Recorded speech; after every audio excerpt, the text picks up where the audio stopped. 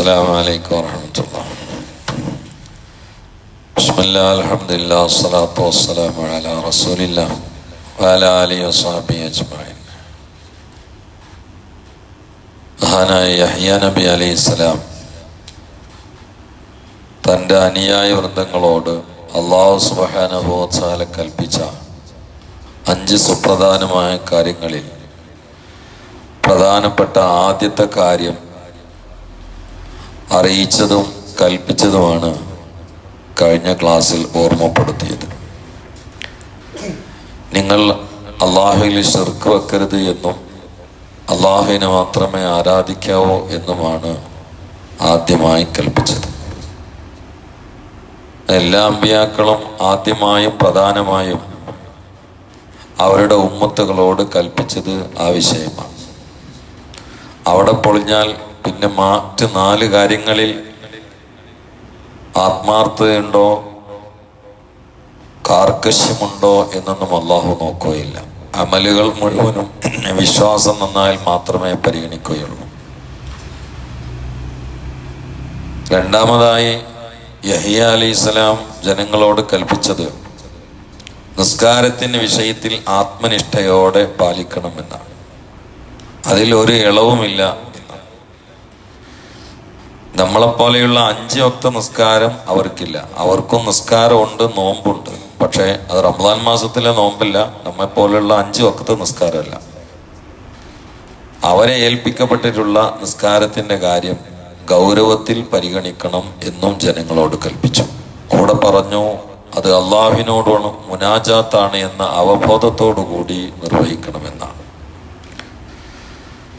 നമ്മളോട് 5 വക്ത നിസ്കാര വിഷയത്തിൽ അള്ളാഹുവിനോടുള്ള മുനാജത്താണ് എന്നോണം അത് നിർവഹിക്കണം എന്നയാണ് കൽപ്പനയുള്ളത്. ഇബാദത്തിനുള്ള കൽപ്പന അത് ഇഖ്ലാസോടെ നിർവഹിക്കണം എന്നാണ് കൽപ്പിച്ചത് എന്ന് അള്ളാഹു ഖുർആനിൽ തന്നെ പറഞ്ഞിട്ടുണ്ട്. വമാ ഉമിറു ഇല്ലാ ലിയഅ്ബുദുല്ലാഹ മുഖ്ലിസീന ലഹുദ്ദീൻ. ഇല്ലാ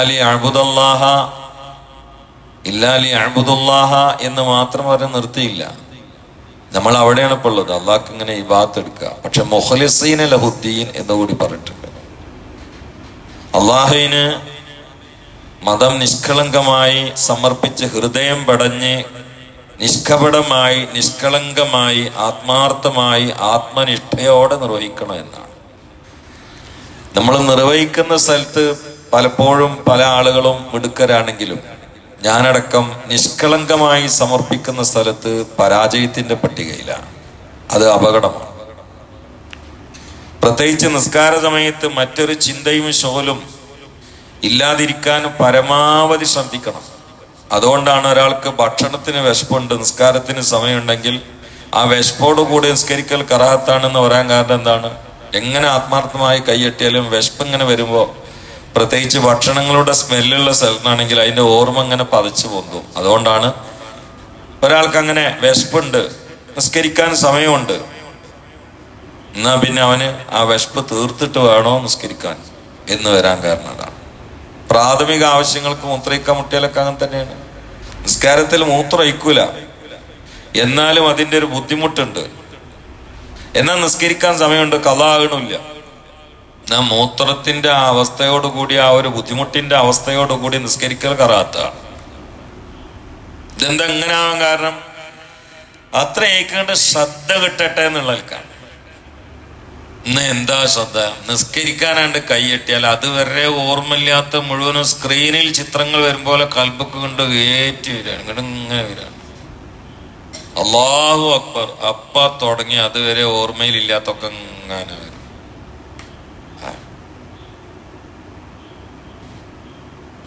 ഇന്നലെ ഒരാൾ എന്നോട് പറഞ്ഞ്, ഇക്കാലത്തിനടക്ക് ഏത് വക്ത് നിസ്കരിക്കുകയാണെങ്കിലും എത്ര നിസ്കരിച്ചെന്നുള്ള ഓർമ്മ എനിക്കുണ്ടാവില്ല.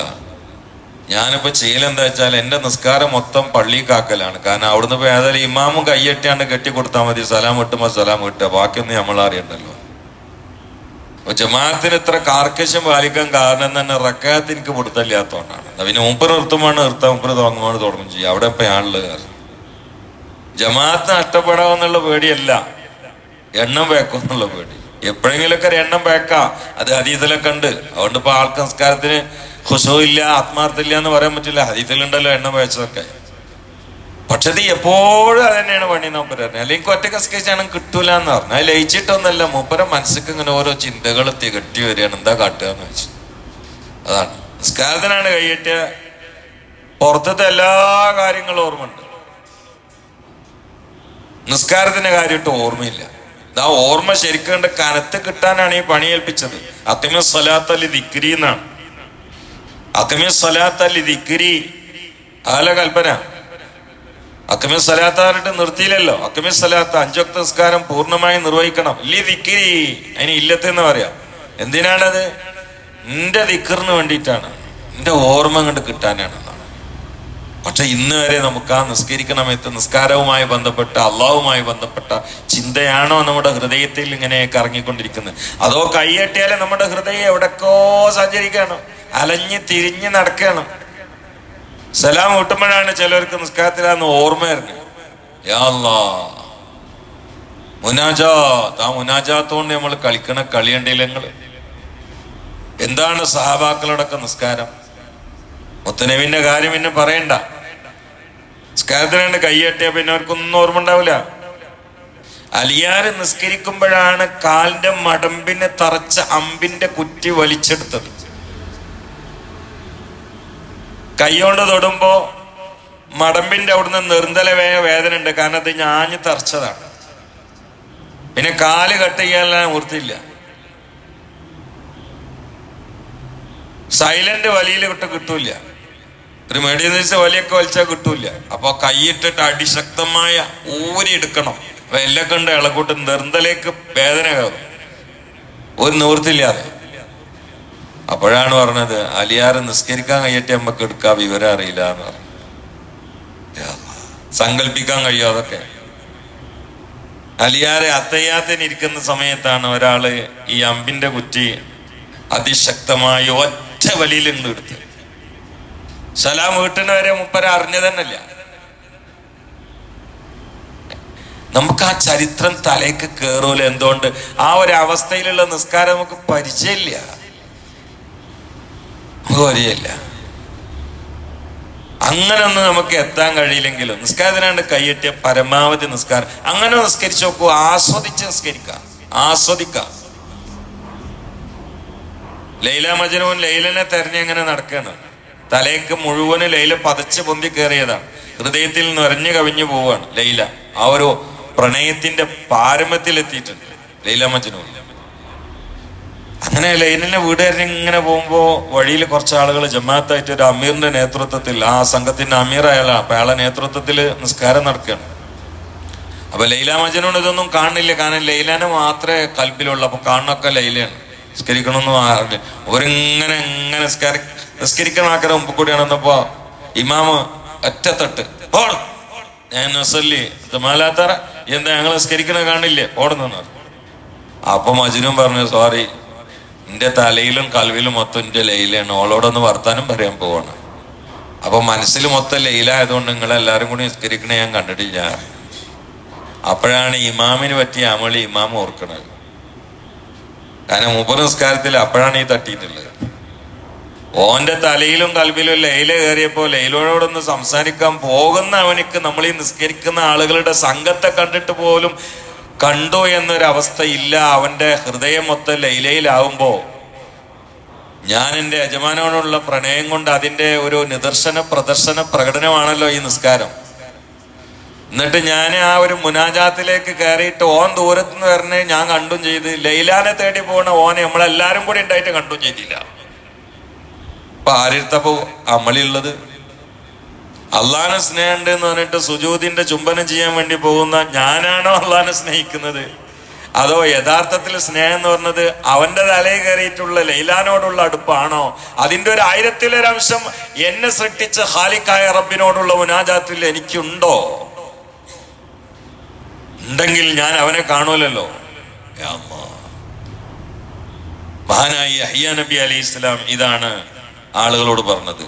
മുനാജാത്തായിട്ട് നിസ്കരിക്കണോന്നാ, നിസ്കരിക്കണമെന്നല്ല, മുനാജാത്ത് എന്ന അവബോധത്തോടു കൂടി നിസ്കരിക്കണമെന്നാ. ഞാൻ അവസാനിപ്പിക്കാം. നിസ്കാര രസാണ്.